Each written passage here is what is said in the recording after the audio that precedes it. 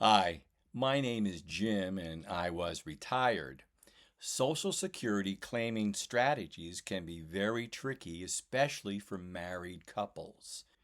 In this week's video, I'm going to compare the NewRetirement Social Security Explorer from last week versus the Open OpenSocialSecurity.com free tool. Stay tuned. So last week I used the data from my own sample DIY retirement withdrawal strategy spreadsheet to show you how the NewRetirement Social Security Explorer worked. And I briefly mentioned the free OpenSocialSecurity.com tool. And I came up with different answers for this sample couple. In this week's video, I'm going to continue to look at that comparison and explain what I think is leading to widely different answers for our model couple. It all comes down to longevity. So, as a refresher, here is the NewRetirement profile that I created with their basic free level with our model couple. I've done this in the free because the Social Security Explorer is available for free at that level. Now, if you like this, you can always go up to the $120 a year Planner Plus level, but you could start with the basic planner and get this Social Security Explorer to work for you. But as a reminder, this is the profile that I set up. And now that is very similar to the profile that I had in this spreadsheet, my DIY retirement withdrawal strategy.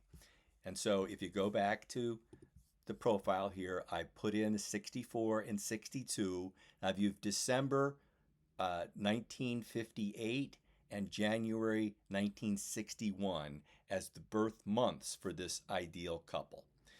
And this is where, if you go to the Social Security Explorer, you start with that assumption. And this is where I'm going to skip that intro again. These are the same values that I have in my DIY spreadsheet. 3366 for the primary earner and 1125 for the spouse who had a limited work career. The model being here, as is in many of these cases, that the spousal benefit, half of this amount, will be larger than the PIA for herself under the full retirement age. And I'm just going to assume, because it's true in my case and it's true in a lot of married couples' case, that this is the man and the spouse is a wife who had less years in Social Security earnings and therefore has a lower PIA at full retirement age, to the point where half of this is going to be larger than the wife's earnings. And this might be sexist to talk like this, but this is obviously a more common scenario than vice versa or equal earners. It's getting to be with the younger generations, maybe equal earners, they're going to have very different Social Security claiming strategies. But for baby boomers like me, this is an ideal scenario, which is why I used it in my spreadsheet and why I tested it with this Social Security Explorer here. The assumptions were here, and you look, it starts off defaulting to 70 for both. And let me move this out of the way again. Longevity, 95 and 99. Now remember those because those are crucial here. I'm going to leave those here and see what the claiming strategy suggests. And again, you can change the assumptions in this block up here with this tool, which is another reason why I think this thing is great. There's the claiming strategy, the current plan, the desired with the default to 70 and 70, and the maximum. My current plan is the maximum. Larger earner claims at 70, spouse claims at 67 to get the full 50% of the PIA at FRA, the spousal benefit. If you filed before then, you get a little bit less. So this is the ideal setting, and it shows you the model income, and then it goes to lifetime benefit amounts. And here you can see the current plan that I have is the maximum, $2,731,746 in benefits throughout their lifetime. The desired claiming age, if she filed at 70, she'd get less. So that's not the solution. So let's see the summary, and this is what it showed. Again, I'm going to keep my current strategy here. Now, how does this compare with the open Social Security? If you recall, I first went in here, and this is how you see it. There's some default ages in there, and you have to go in it. And unless you click this button here, you're not going to get to some of the choices you need to make a real apples to apples comparison between NewRetirement and the open Social Security. And among the things you want to change is this mortality tables. Now, the other one that I've talked about in an earlier video is this possible future cut. And you could select that too if you'd like. But in this case, I'm going to jump over to here because I've saved the version of this where I clicked this and mortality and already entered the male December 1958 and assumed age of death. This is where you change it. Its default is this. But if you go down to assumed age at death of 95 to match the spreadsheet, and then go enter the spouse's information, January 1961, her PIA, and again, change it to assumed age at death and 99. Mike Piper's engine also uses a real discount rate to figure out the present value of things.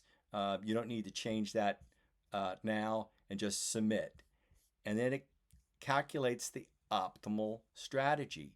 And again, unlike last week's video where they recommended the spouse file at 62 and 6 months this month, they're suggesting 67 here. The spousal benefits, because of these two couples and their ages, the spousal benefits cannot begin until the spouse begins benefits at 70. And so the spouse will actually start collecting spousal benefits at 67 and 11 months. Now, she won't get any more for that 11-month wait, but she can't get spousal benefits until she gets the spouse on Social Security as well. The present value of this proposed solution is $1,602,000. Now, present value is a different calculation than the maximum lifetime accumulation from the couple in the NewRetirement strategy. This present value is actually similar to something that I have in my DIY spreadsheet over here where I did a current funded ratio. Now, longevity age was balanced out at 95 for these calculations, but if you see down here, let me just edit the formula so you can see it. It's pulling a present value based on a low discount rate for 95 minus whenever you decide to take benefits, and in this case 70, and what's the amount per year that you're going to get, and that's that value over here on the input screen there, the $52,000. And all it does is take that $52,000 value over those years from 70 to 95 that you will get them and create a present value for that sum. Exit out of that so I don't ruin that. But those are similar, not quite the same calculation that Mike Piper had. And he's a CPA, so I'll let him calculate it his way. I calculated it this way for my spreadsheet following the model of Wade Fowle and his current funded ratio calculations, and that's what I used here. But I think that is the true difference between these calculations. If you were to go back to this and choose the period life table for both of these and submit again,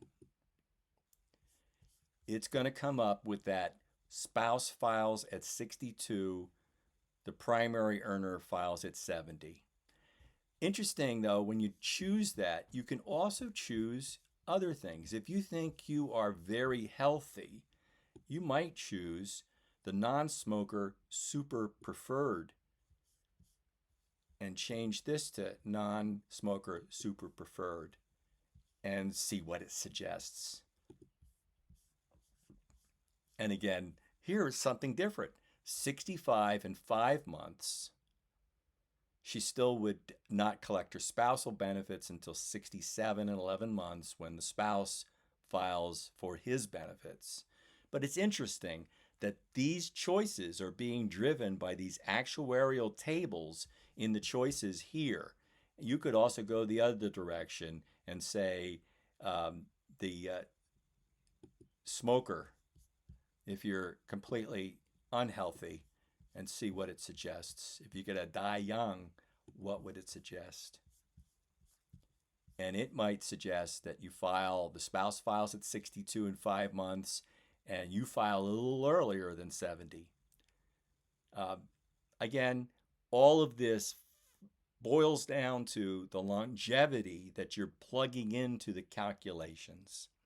And so you need to understand the assumptions behind the models as you get advice from these models.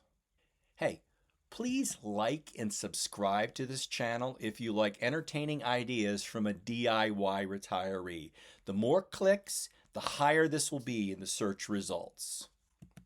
And I'll conclude with my standard warning. I'm not a professional planner. I have no initials after my name. So take these as entertaining ideas from one educated consumer to another. Always do your own due diligence and seek out a professional if you need one. See you next week.